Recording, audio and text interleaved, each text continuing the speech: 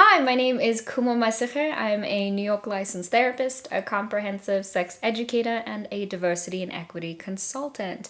I am the owner of this here KM Healing and Consulting. Welcome to my channel. I hope you stick around. Please like and share and subscribe, or even dislike it. Tell me what you don't like if you really don't like it, and we can have a conversation about it. So today I wanted to talk a little bit about sex-positive sex education. I want to take a pause, or tell you to pause the video for a minute and just write down whatever you thought I meant by that statement. I presume you're back now.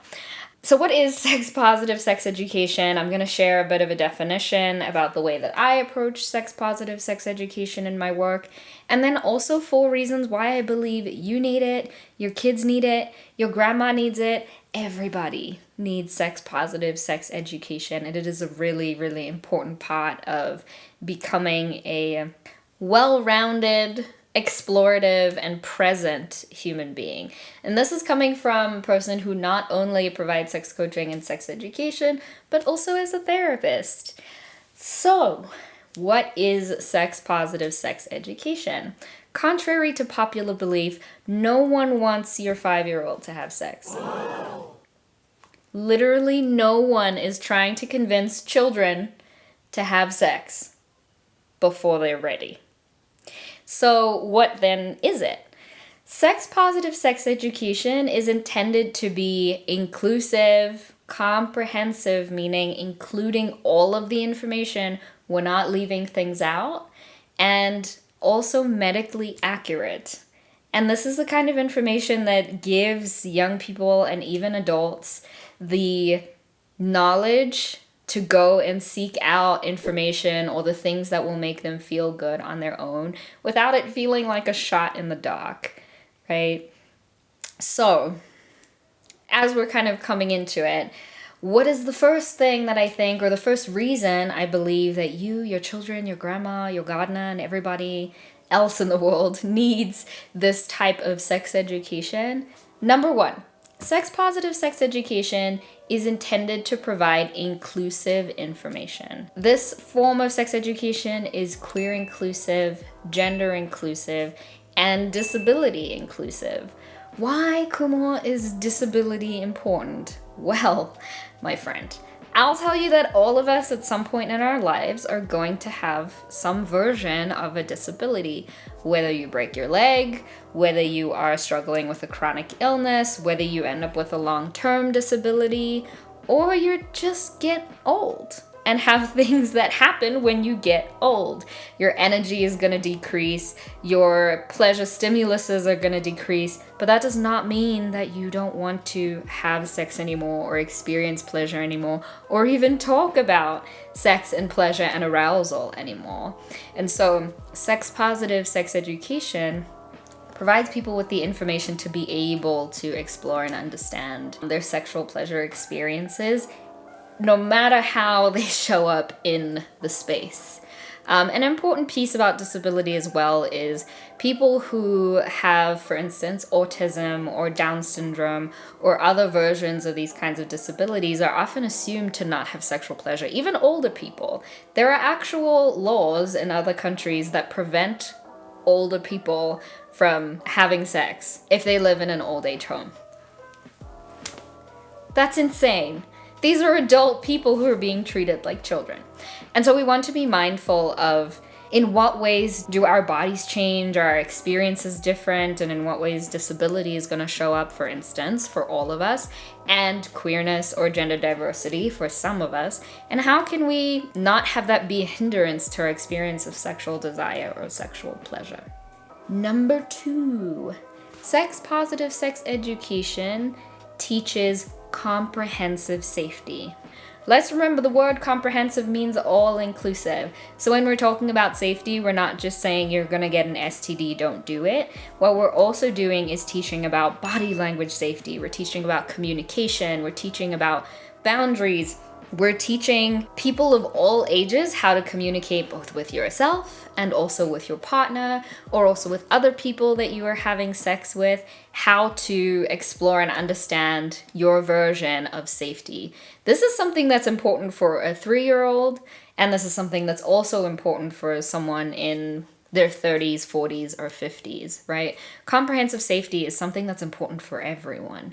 And so when we're thinking about how then, Kumo, do you teach positive sex education to kids, I'm obviously catering the information to the age range and whatever experiences are coming up for those people at that time. So a 5-year-old can have positive sex education, and what that means is we're learning what the names of our bodies are. We're learning when someone is touching us in a way that doesn't feel good or is uncomfortable. We're learning about personal safety, about this is my body, this is your body. I can touch my own body, but I can't touch your body, right? So we want to be mindful about when we hear the term positive sex education, that we're not entirely dismissing really important educational points for young people on the one hand, but also for adult people who, for instance, did not learn certain things in their time of sex education when they were younger. We're also thinking about the ways that safety comes up when we are thinking about certain systems that exist, right? So patriarchal systems that instill versions of what it means to have control over other people or have other people have control of us, right? And this is not gendered, right? I want to be mindful of the ways that dominance in certain spaces can also impact the ways that we interact with other people. Number 3, positive sex education teaches you how to experience pleasure. As a therapist, a lot of the time the type of work that I do, which is somatic, deals with the body. It talks about in what ways is your body communicating with you and giving you information about your surroundings or about yourself, and in what ways can we help to bring us back to equilibrium, or how can we help ourselves to explore the discomfort that's coming up and move through that experience, right? It teaches self-reliance, especially somatic forms of therapy or coaching. And so positive sex education in the same way teaches you how to experience pleasure in a way that you can rely on yourself for it, and then also be able to teach other people in your life how to give it to you. So we're teaching about self-love, we're teaching about self-reliance, we teach about consciousness of your body, consciousness of other people's bodies. It teaches about empathy, right? So we want to be mindful that as a society as well, we have kind of moved away from what it means to experience pleasure, because the word pleasure immediately for a lot of people also equals sex. We've decided that it's something that we're not allowed to have, that we're constantly restricting ourselves. We're constantly trying to make sure that we don't have too much of it. And positive sex education teaches us how do we navigate boundaries with ourselves, how do we navigate boundaries with other people, and how do we know how to explore our own emotions and moving through our own emotions and experiences of pleasure. And that can also teach us how to have really enjoyable and pleasurable sexual experiences with other people and with ourselves. And number 4, positive sex education teaches body diversity. Now, this is something that I also think young people could really benefit from, but also older folks. So when we're thinking about things like how much young people are influenced by pornography, right? The ways that parents and older folks are trying to punish young people and tell them not to look up certain things, or that certain things are quote unquote bad. While this might not necessarily be a bad thing, we're not necessarily giving a comprehensive amount of information so that young people can understand, well, why is this something that you don't want me to see? And a lot of the reasons is that in many ways, pornography does not show a diversity of bodies, but pornography is not a bad version of media consumption, right? We want to be able to mindfully and intentionally consume that kind of media in the same way you can watch a horror movie and know that the things that are happening in it are not real. So porn can be a wonderful, pleasurable experience for someone who's watching it and who finds it arousing and desirable for them. But if we're thinking about young people and how to educate them about conscious consumption of porn and maybe why porn might not be the best place to get your sex education or understand what it means to be in a sexual relationship with people, we want to be able to teach them about things like body diversity, that not everyone you see on the screen is going to look like the people in your life, and that's not a bad thing, right? Comprehensive, sex-positive sex education teaches body diversity by acknowledging that different bodies look different ways, different body parts exist in different ways, they're different sizes, and none of these things are a bad thing. It also creates a sense of self-love and self-acceptance, or unconditional self-acceptance, that allows people to see their body as just one that's existing in the world with other bodies, and that there isn't a goal for what your body should look like or what kind of person deserves to experience sexual pleasure in the world. And so there are a lot of reasons, I could go on forever about why sex-positive sex education is really important. But I do think that these 4 points I mentioned are really a good starting point for understanding why this is something that might be useful, both for you, your children, your grandparents, or anyone in your life who is looking to understand how to explore and understand pleasure in a more comprehensive and inclusive way. If you are someone who is looking at understanding this kind of thing, or you are a part of a school or organization who wants to be able to provide other people with this kind of information, I'm always available to provide workshops. I also do support groups for people and support spaces for people who are looking at exploring and understanding different things like boundary setting, communication, and partnerships. And I also do individual and couples coaching.